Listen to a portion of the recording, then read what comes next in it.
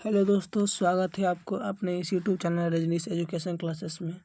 तो दोस्तों, मैं आज आपके लिए लेकर आया हूँ जो व्याकरण के दृष्टिकोण से काफ़ी महत्वपूर्ण प्रश्न है। यह प्रश्न बोर्ड परीक्षा के लिए काफ़ी महत्वपूर्ण है। देखा जाए तो यह प्रश्न 10वीं की बोर्ड परीक्षा में हर वर्ष 5 से 6 प्रश्न पूछे जाते हैं। प्रश्न काफ़ी महत्वपूर्ण है। आइए प्रश्नों को हम लोग देखते हैं। यह प्रश्न व्याकरण के समास चैप्टर से लिया गया है।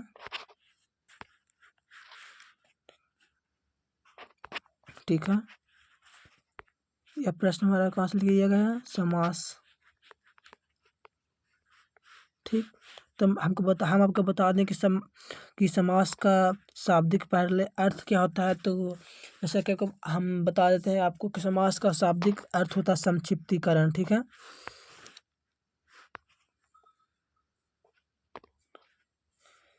आइए सीधे अपना प्रश्न पर चलते हैं। हमारा पहला प्रश्न है कि देश विदेश शब्द कौन सा समास है।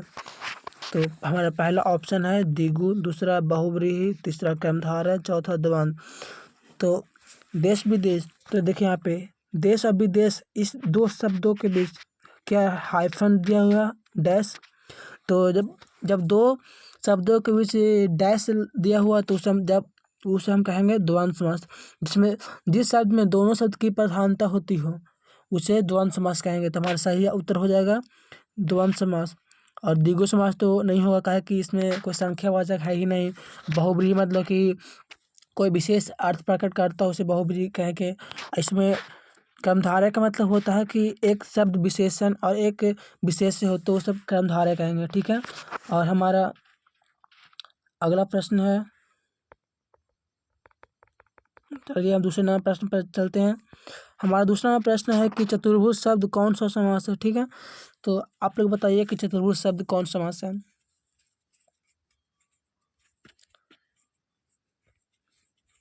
तो हमारा चतुर्भुज शब्द हो जाएगा ये द्विगु समास। ठीक है, देखिए चतुर्भुज शब्द में क्या हो रहा है। चतुर्भुज का मतलब हो गया चार भुजाओं वाला, चार भुजाओं से घिरा हुआ क्षेत्र को हम लोग चतुर्भुज कहते हैं। ठीक है, इसमें चार चार क्या आ रहा है? संख्यावाचक। तो ऐसे समास जिसमें संख्या का बोध हो तो उसे हम क्या कहेंगे? द्विगु समास कहेंगे। ठीक है, आगे अगला हमारा तीसरा नंबर क्वेश्चन है कि यथाशीघ्र। तीसरा नंबर क्वेश्चन है कि यथाशीघ्र शब्द में कौन सा समास है। ठीक है, तो यथाशीघ्र, तो यथाशीघ्र में सबसे पहला पद देखिए कि यहाँ पे यथा है जो क्या है? अवयव है। तो हम इसे क्या कहेंगे कि ये हमारा अवयवी भाव, यानी option number B correct answer हो जाएगा। हमारा चौथा क्वेश्चन है कि चंद्रशेखर शब्द कौन सा समास है।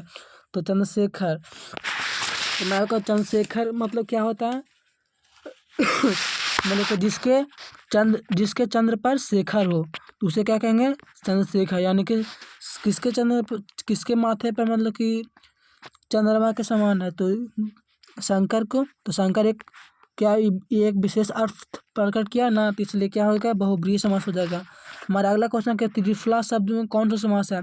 तो यानी कि पहला शब्द हमारा क्या हो गया? संख्यावाचक, तो हम इसको क्या कहेंगे? द्विगु समास। ठीक है, हमारा अगला क्वेश्चन है कि वनमानुष शब्द कौन सा समास है। ठीक है, तो वनमानुष, वन का मानुष, ये हमारा देखिए इसको तोड़ने पर क्या होता है? ये कारक का अगर विभक्ति चिन्ह बीच में आ जाए तो उसे हम कहेंगे क्या? तत्पुरुष समास। ठीक है, हमारा अगला क्वेश्चन है, देखते हैं 7वां क्वेश्चन क्या है कि रसोई घर शब्द कौन सा समास है। तो रसोई घर यानी कि इसको जब हम लोग इसको संधि तोड़ेंगे तो क्या होगा? रसोई का घर। ठीक है, रसोई का घर, तो बीच में क्या है? विभक्ति चिन्ह आ गया।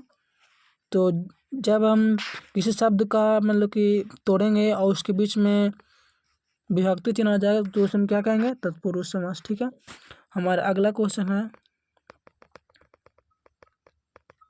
कि आनंदमय शब्द कौन समास है। ठीक है, आनंदमय यानी कि इसका आनंद से मग्न, चाहे आनंद में मग्न, ठीक। आनंद में मग्न, तो बीच में इसमें भी क्या विभक्ति चिन्ह आ गया, तो क्या कहेंगे कि ये भी क्या तत्पुरुष समास हमारा। हमारा अगला क्वेश्चन पर चलते हैं, ठीक है। हमारा अगला प्रश्न है कि नवरत्न शब्द कौन सा समास है। तो पहला अर्थ, पहला शब्द में पहला क्या है, नव। तो नव का मतलब क्या होता है, नव का अर्थ होता है नौ, ठीक है। नौ, तो नौ क्या संख्यावाचक, तो ऐसे समास जिसमें पहला पद संख्या हो तो उसे क्या कहेंगे, द्विगु समास, ठीक है।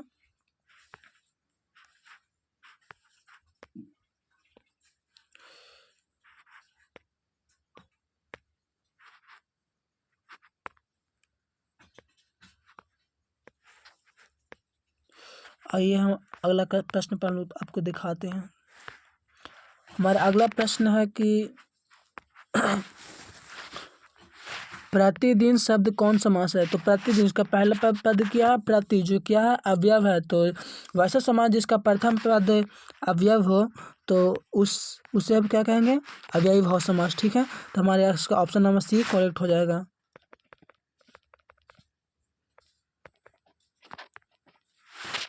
दूसरा हमारा प्रश्न कि धनहीन शब्द कौन सा समास है। तो जब इसको हम लोग संक्षिप्तीकरण करेंगे तो हमारा क्या होगा, धन से हीन, यानी कि मतलब कि धन से पूरा क्या है, गरीब है, तो उसे क्या कहेंगे, धनहीन। तो देखिए यहाँ पे बीच में क्या हमारा आ गया, विभक्ति चिन्ह। तो हम इसे क्या क्या कहेंगे कि जिस समास को तोड़ने पर बीच में विभक्ति चिन्ह आ जाए तो उसे हम क्या कहेंगे, तत्पुरुष समास, ठीक है। हम लोग देखते हैं आगे अगला प्रश्न की ओर चलते हैं सीधे। हमारा अगला प्रश्न है कि रामानुज शब्द कौन सा समास है।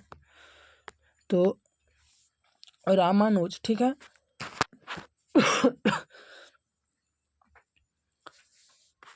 यानी कि रामानुज कोई मतलब कि राम का अनुज, ठीक है।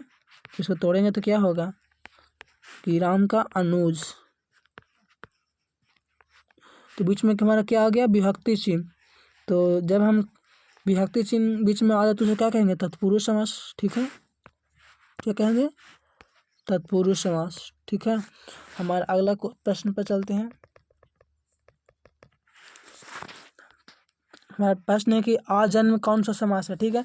तो आजन्म में देखिए कि पहला पद क्या है, अवयव है आ, यह है कि हमारा क्या है, अवयव, ठीक है। तो जब कोई समास का प्रथम पद अवयव हो तो उसमें क्या कहेंगे, अव्ययी भाव समास, ठीक है। अगला प्रश्न है कि चतुर्भुज कौन सा समास है। चतुर्भुज मतलब कि क्या एक संख्या का बोध करा रहा है, तो हमारा क्या हो जाएगा,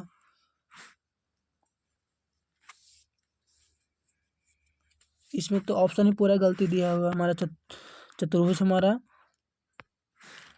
इसमें टोटल ऑप्शन गलत दिया हुआ हमारा, इसका राइट ऑप्शन द्विगु होना चाहिए क्योंकि संख्यावाचक है, ठीक है। हमारा अगला प्रश्न कि हाथ पैर कौन सा समास है, ठीक है। तो हाथ पैर इस दोनों शब्द की प्रधानता हो रही है इसमें। तो हाथ पैर और बीच में क्या है, हाइफन दिया हुआ है, तो उसे जब दो शब्दों के बीच में डैश दिया हो तो इसे क्या कहेंगे, द्वंद्व समास, ठीक है। तो इसका हमारा राइट ऑप्शन बी सही हो जाएगा। हमारा अगला क्वेश्चन कि पंचवटी कौन समास है। पंचवटी को कह सकते हैं कि 5 बाटियों का समूह, ठीक है।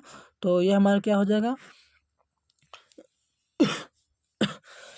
तो 5 हमारा क्या हो गया, संख्यावाचक है, तब इसको बोलेंगे द्विगु समास, ठीक है। अगला क्वेश्चन है कि कामचोर कौन सा समास है। तो इसको संक्षिप्तीकरण तोड़ेंगे तो हम इसका हो जाएगा, काम से चोर, तो बीच में क्या हमारा विभक्ति चिन्ह आ रहा है से, तो हम इसे क्या कहेंगे, तत्पुरुष समास हमारा।